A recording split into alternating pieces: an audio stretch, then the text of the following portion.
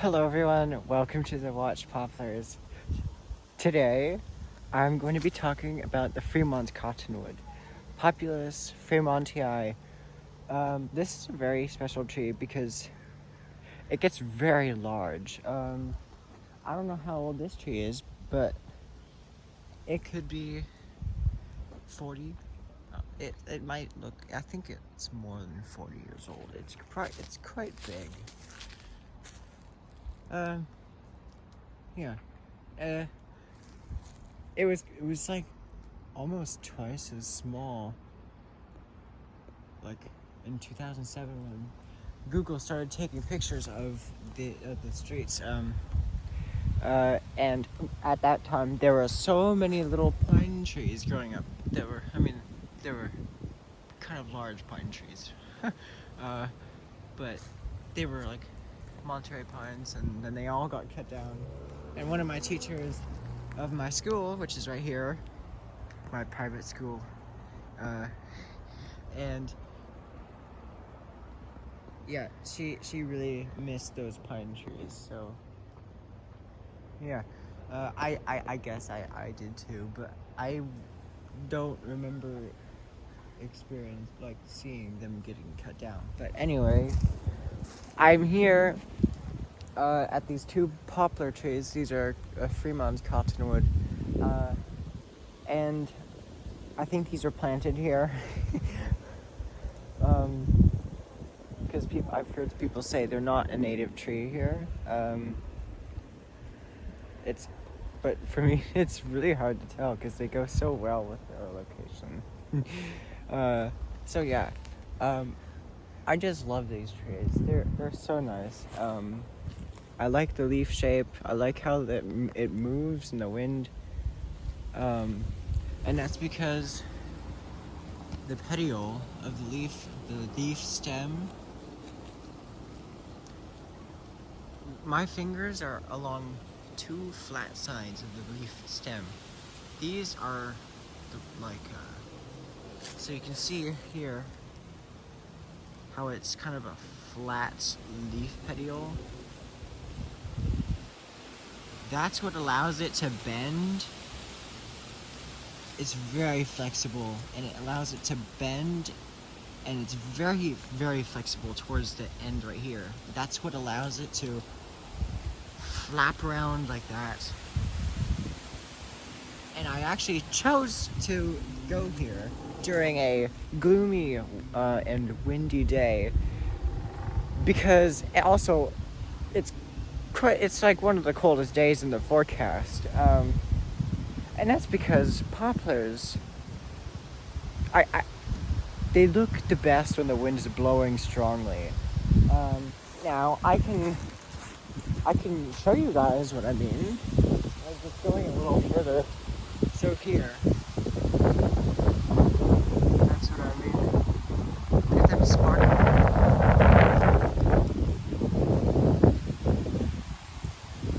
I really love this look. And I love the noise that they make too. It's like rapids.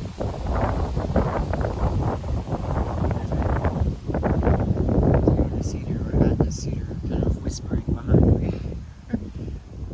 So, yeah, really amazing trees. And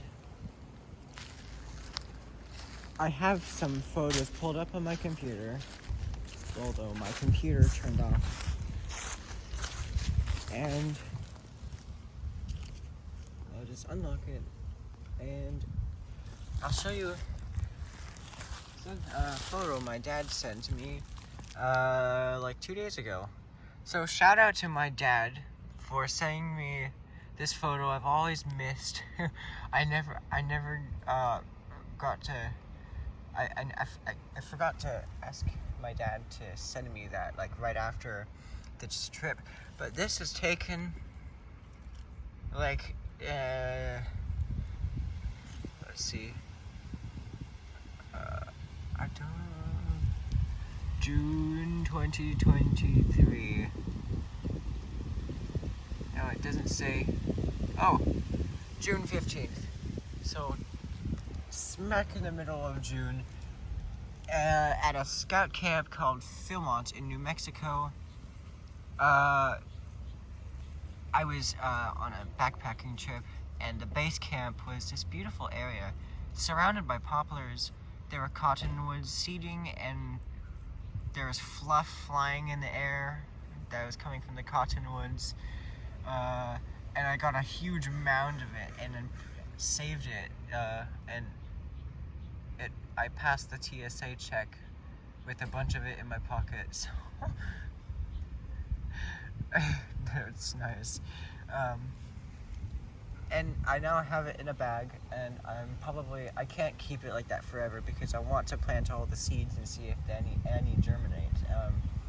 So there are all sorts of poplars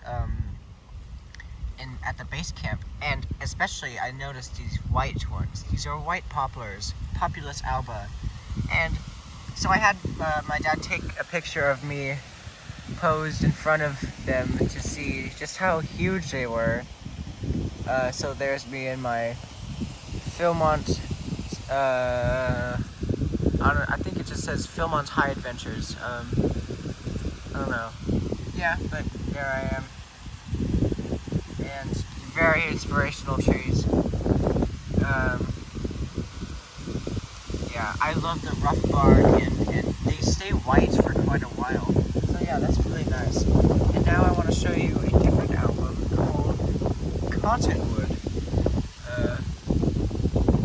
Cottonwood Bonsai. And I want to show you my inspiration. So,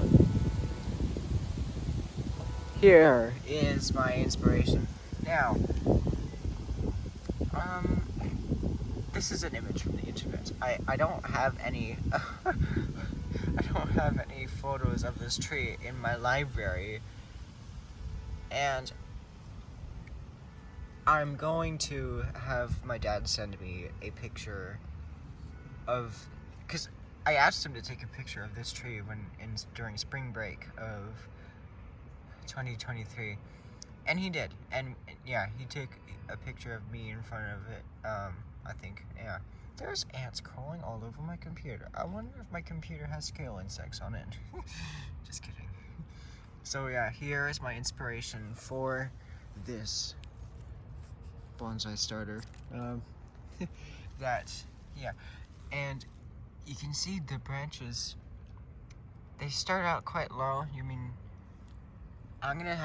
This is gonna be a really huge bonsai. I mean, it's probably almost as tall as it will be in like 50 years. That's how I kind of see my plan for the future of my bonsai. I look 50 years in the future, and I was like, well, how big do I want it? So yeah, and you can see that the branches kind of flow outward like that, but they have also some movement, and then there's a rounded canopy. It might be hard to see, but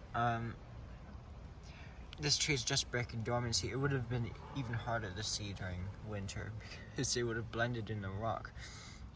So it has a rounded canopy, and you can have like these foliage pads. So there's one here, one here, one here, one here. Probably a branch sticking out forward here, and then yeah, in pads. And yeah, very, very, very inspirational. This is the largest deciduous tree I've ever seen in my life, by height.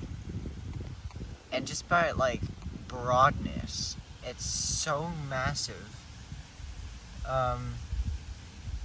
Yeah. So this is a very special tree to me. And in fact, this is the icon for Fremont Cottonwood in Wikipedia. But it's shown from a different angle, but it's the same tree. So yeah, so that's very inspirational. So yeah. I just love this tree so much. It is so inspirational. So, yeah. Also, I noticed that the leaf stems are like very, very bright hot pink. And when viewed in like fluorescent lights indoors, they just seem even brighter. They seem even brighter than this, and the green sticks out so much. I don't know why that is. I guess they're because they're fluorescent, and this is just a bright color. I don't know, but yeah. So yeah. There's the very last leaf. I guess it was growing, just a tiny bit at the end. But other than that, it is fully done growing. And I'm probably expecting this to get fall colors in late November and early December. Possibly mid-December, because it's just so strong. And, well, I don't know. Who knows? I mean, I got it directly from this tree. And I'll show you how I got it. So, during April of, late March of 2024, well, that's this year, I bent this branch into the ground.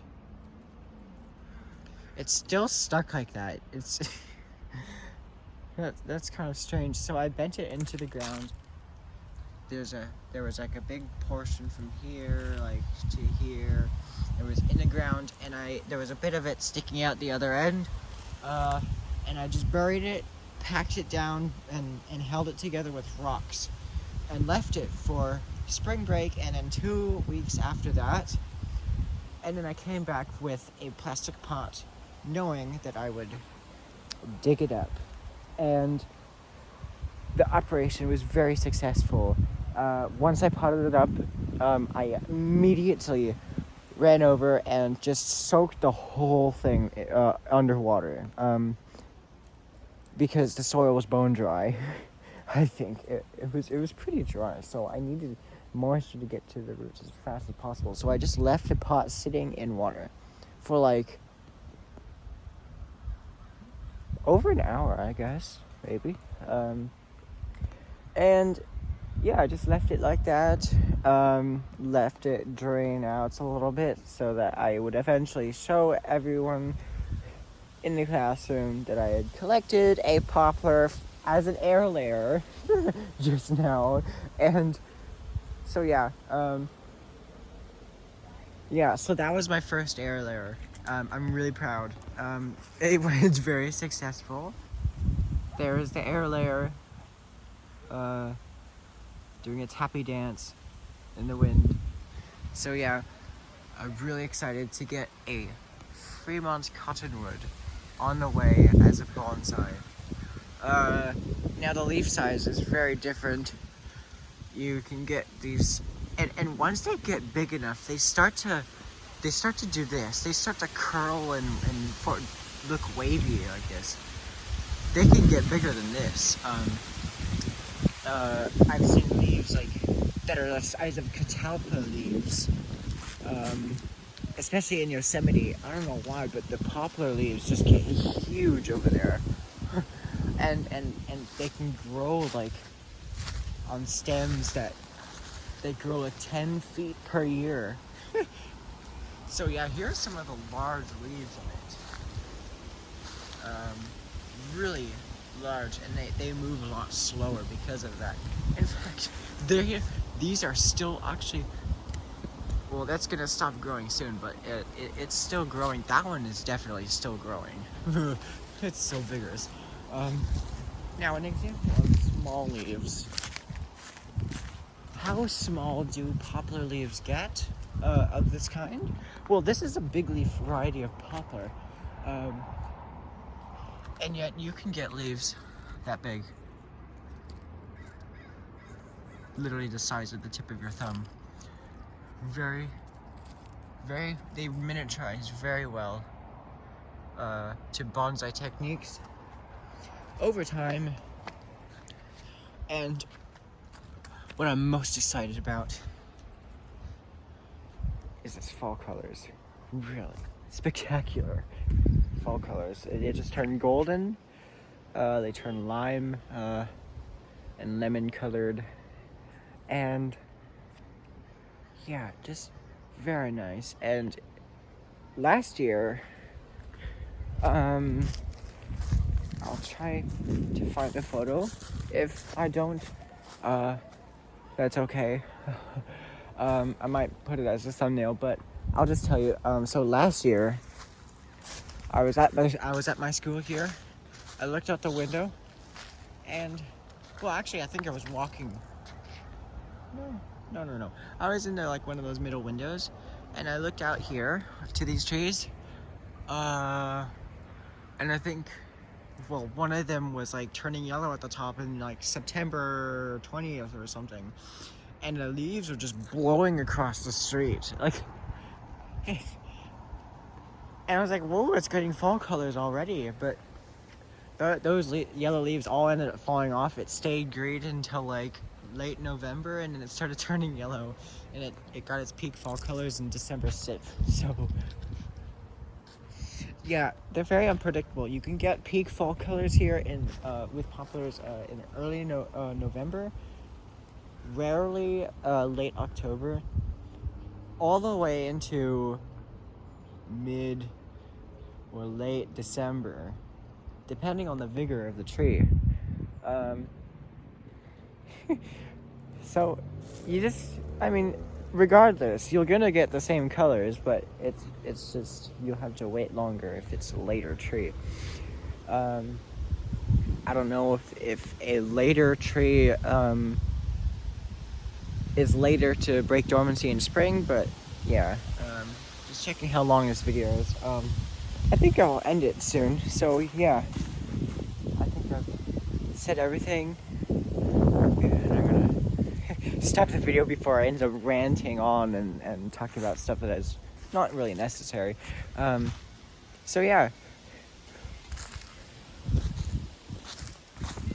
This is the watch poplars. I also want to say thanks for joining me among the watch poplars, because I am now in the middle of poplars, and I think I'll say that whenever I am in a poplar forest or whatever. So yeah, thanks for joining me among the watch poplars, and I'll see you in the next video.